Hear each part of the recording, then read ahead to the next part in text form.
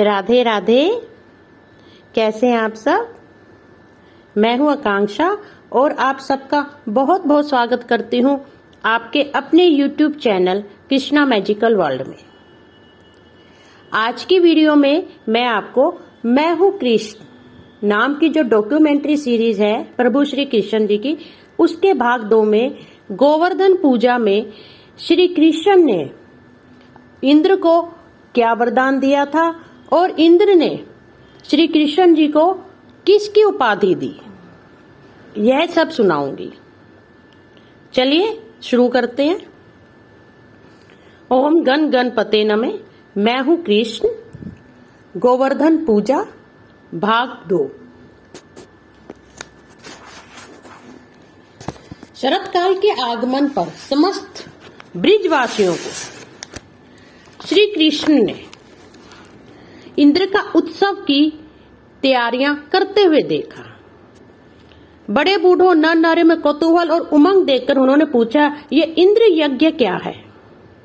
तब नंदराय जी कहने लगे, बादलों और जल के स्वामी देवराज इंद्र हैं, उनकी पूजा से ही बादल जल रूपी अमृतमयी जल की वर्षा करते हैं और समस्त प्राणी उस वर्षा से उपजे अन्न का उपयोग करते हैं। इसी अन्न से हम देवताओं को भी तृप्त करते हैं। वर्षा से बड़े हुए अन्न से तृप्त होकर हमारी गौएं पुष्ट होकर दूध देती हैं। मेघों के बरसने से अन्न और हरी घास का अभाव नहीं होता। इंद्रदेव ही सूर्य की किरणों द्वारा पृथ्वी के जल को खींचकर मेघों द्वारा वर्षा करते हैं। इसी कारण हम सभी इंद्रदेव की पूजा करते हैं। श्री पराशर जी बोले, नंद जी के ऐसे वचन सुनकर मधुर मुस्कान बिखेरते हुए श्री कृष्ण जी कहने लगे, हे बाबा, हम ना किसान हैं और ना ही व्यापारी। हमारे देवता ये गोए हैं। तर्क शास्त्र, कर्म कांड, दंड नीति और वार्ता नामक 4 विद्याएं हैं। इनमें से वार्ता के विषय में सुनो। वार्ता नामक विद्या कृषि, वाणिज्य एवं पशुपालन नामक 3 वृत्तियों को आश्रयभूता है। जो प्राणी जिस विद्या से युक्त है वही उसके इष्ट देव हैं, वही पूजा के योग्य है। और जो प्राणी फल प्राप्ति की इच्छा से पूजा करता है उसका यह लोक और परलोक दोनों बिगड़ता है। खेतों के अंत में सीमा है, सीमा के अंत में वन तथा वन के अंत में पर्वत है। वे पर्वत ही हमारी परम गति है। हमारे घरों में ना तो किवाड़े हैं, ना ही भित्ति के अंदर रहने वाले, अर्थात हम सभी जन समुदाय हैं। अतः गृहस्थ किसानों की भांति हमें इंद्र की पूजा नहीं करनी चाहिए।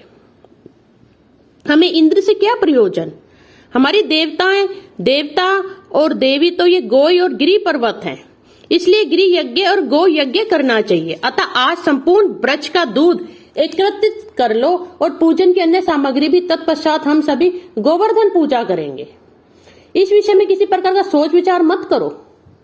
गोवर्धन की पूजा होम और ब्राह्मण भोजन के उपरांत शरतकालीन पुष्पों के सजी हुई मस्तक वाली गौओं से गिरिराज की प्रदक्षिणा करेंगे। कृष्ण के वाक्यों को सभी ने प्रसन्नता पूर्वक अनुमोदन किया और आज ही गिरि यज्ञ किया जाए, ऐसा निश्चय किया।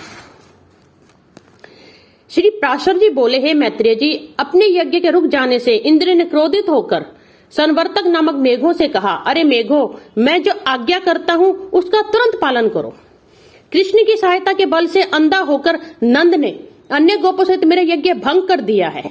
इसलिए जो उसकी जीविका और गोपोत्व का कारण है, मेरी आज्ञा से उन गौओं को वर्षा और भीषण वायु युक्त तूफान से पीड़ित कर दो। मैं ऐरावत हाथी पर सवार होकर तुम्हारी सहायता करूंगा। श्री पराशर जी ने कहा कि इंद्र की ऐसी आज्ञा सुनकर गौओं को नष्ट करने के उद्देश्य से मेघों ने प्रचंड वर्षा करना आरंभ किया। मूसलधार वर्षा होने लगी। इस तरह मेघों के बरसने से संसार के अंधकार पूर्ण हो जाने पर समस्त लोग जल में ऐसा दिखने लगा। वर्षा और प्रचंड वायु के चलने से गौओं का शरीर सुन्न हो गया। वे कांपती हुई प्राण छोड़ने लगी।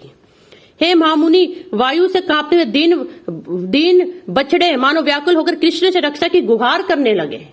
हे मैत्रेय, उस समय संपूर्ण गोकुल को व्याकुल देखकर श्री कृष्ण जी ने विचार किया कि अब मुझे संपूर्ण ब्रिज मंडल की रक्षा करनी ही होगी। अब मैं धैर्य पूर्वक विशाल शिलाओं से युक्त इस पर्वत को उखाड़कर एक बड़े छत के समान धारण करूंगा। ऐसा विचार कर उन्होंने गोवर्धन पर्वत को उखाड़कर अपनी माया से एक हाथ पर उठा लिया और हंसकर गोपों से कहने लगे, आओ शीघ्र ही इस पर्वत के नीचे आ जाओ। मैंने वर्षा से बचने का प्रबंध कर दिया है। यहाँ वायु वर्षा का भय नहीं है। उनके इस प्रकार कहने पर समस्त गोपी अपने गाय, बछड़ों और छक्कड़ों तथा बर्तन भांडों सहित पर्वत के नीचे चले आए। गिरिराज को भगवान वासुदेव निश्चलता पूर्वक धारण किए रहे। 7 रात्रि तक महाभयंकर मेघ बरसते रहे, किंतु श्री कृष्णचंद्र ने गिरिराज को धारण कर गोकुल की रक्षा की। तब अपनी प्रतिज्ञा व्यर्थ होने पर इंद्र ने मेघों को रोक दिया। उसके बाद समस्त गोकुलवासी वहां से निकलकर प्रसन्नता पूर्वक अपने स्थान पर आए।